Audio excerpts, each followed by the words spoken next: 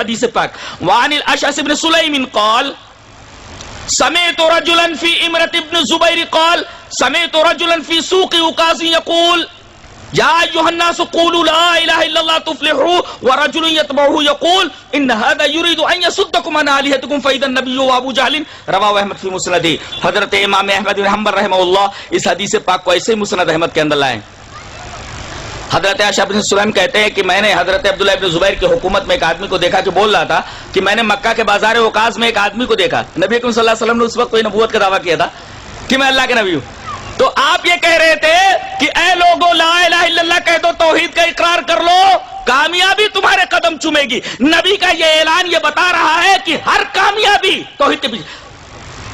کیا اس تناظر میں یہ نہیں کہا جا سکتا کہ آج دنیا میں جتنی حکومتیں ہیں مسلمانوں کی حکومت ہے, جن کو ہم کہتے ہیں کہ بھئی 55 ممالک ہیں, 56 ممالک ہیں, لیکن کس کام کے؟ حکومت کے تخت پر جو لوگ بیٹھے ہوئے ہیں ان میں اکثریت حکومت کرنے والوں کی مشرکین کی ہے.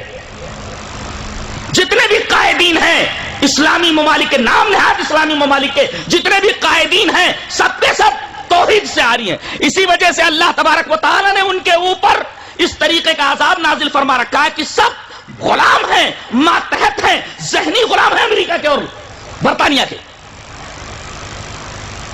وہ اگر کہیں کھڑے ہو جا تو کھڑے ہو جاتے, بیٹھ جا تو بیٹھ جاتے. یہ ڈر کہے گا؟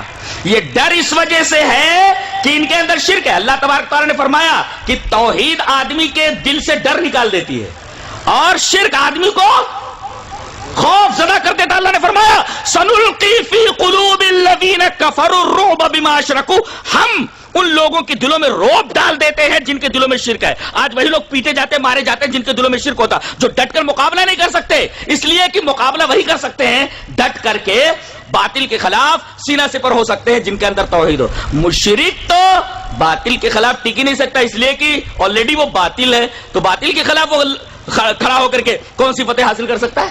اس لیے کہ مشرک کے دلوں میں رعب ڈال دیا جاتا ہے. موحد اگر ہے تو موحد کی خصوصیت یہ ہے کہ اس کے دل میں اللہ کے علاوہ کسی کا ڈر نہیں ہوتا.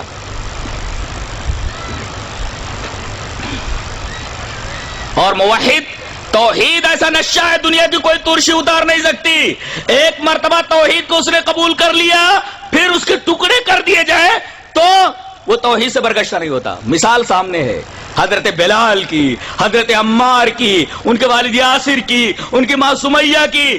مکہ کی پوری فضا, پورا ماحول, پورا گرد و پیش دلیل ہے, شاہد ہے کہ جن لوگوں نے توحید کو ایک بار قبول کیا ایسا نشہ چڑھا کہ دنیا کی کوئی ترشی, کتنی بھی تکلیفیں, کتنی بھی آزمائشیں ان کے اوپر آئیں, وہ ذرہ برابر اپنے موقف سے, توحید کے موقف سے